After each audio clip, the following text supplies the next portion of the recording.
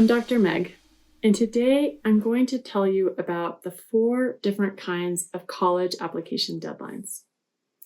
Now, for your convenience, I have ranked these from least stressful to most likely to get you in a screaming fight with your teenager, but we would like to avoid that. We don't need more stress in this world, so stay tuned and I will explain all 4 of these and hopefully clarify and help you strategize and be in choice. Okay, so the first kind of admissions deadline is fairly rare amongst selective colleges, and that's called rolling admissions. It is as it seems. Some colleges, like University of Arizona, will allow students to apply across a wide range of time. Say, I think University of Arizona is like July to May for fall admission the following year.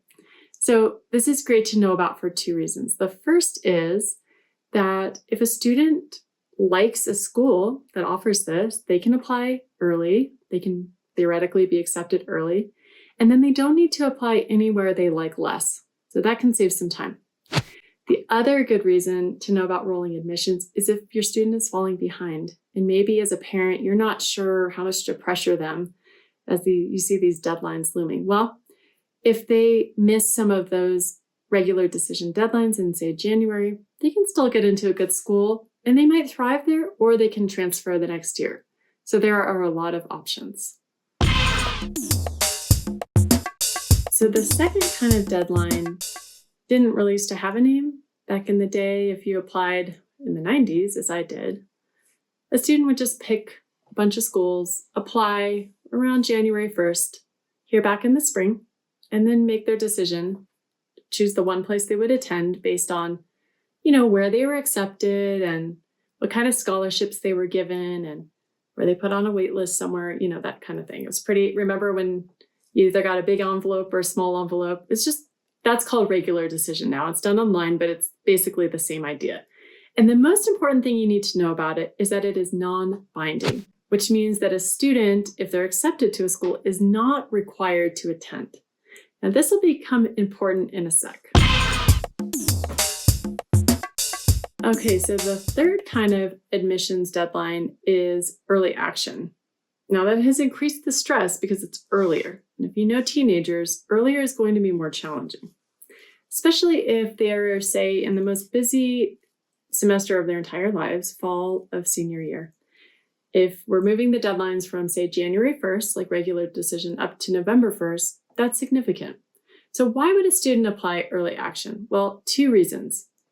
The first is that they might have a slightly better chance of getting in a school, but only slightly and only for some schools. So that's not like the best reason to do it, especially if the quality of the application goes down because they rushed it. The other good thing to know about with early action is if a student, say, gets into University of Michigan in late December, this is possible, they do offer early action, then that might be their dream school and they might be able to tear up all their other applications and call it a day and have a great New Year's Eve. So it's good to know about, but again, if a student is going to be rushing to apply early and the quality of their application will go down, it's not worth it in my opinion. Okay, the 4th kind of admissions deadline is called early decision, and this one is by far the most complicated and by far the most stressful. Let me explain.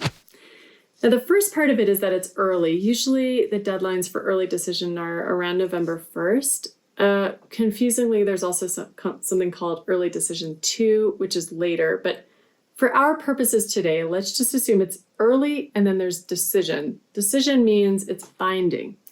That means that a student is getting into a binding contract with a university or college. If they are accepted, they will be required to attend, no matter what tuition offer they are given by the school. So this is really tricky for students for a lot of reasons. The first is a student has to figure out what school they like best. Now, I don't know about you, but the teenagers in my life are not the most decisive bunch. They tend to go back and forth, and they're kind of hyper aware about that they don't know what they don't know about a place. They're quite wise about this, and they're being asked to make what they know is maybe one of the most important decisions of their life based on vibes, research online, maybe a tour, but tours can be misleading. It's just really hard. And then sometimes parents compound this by saying, all I want is for you to be happy. What could be harder in life than being happy? Anyway, it's hard, it's freighted. And then we add money into the mix.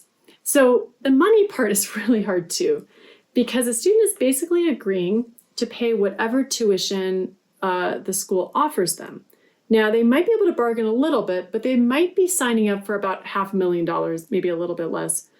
And so this is basically, it's a very strange thing. It's like a student, a 17-year-old, say, is getting into a contract with a massive organization, and they're signing a contract for something they don't know what they're getting. It's kind of like a mystery flavored dum-dum lollipop. Except the mystery is, are they going to get a full ride or a $500,000 bill, you know? So it's really hard. It can put a lot of pressure on families. For obvious reasons, this process can favor students who have access to more resources and who are more able to pay a really high tuition. It's a really difficult, complicated thing. And here's the toughest part about early decision, is that it offers students their best chance at getting into a highly selective college.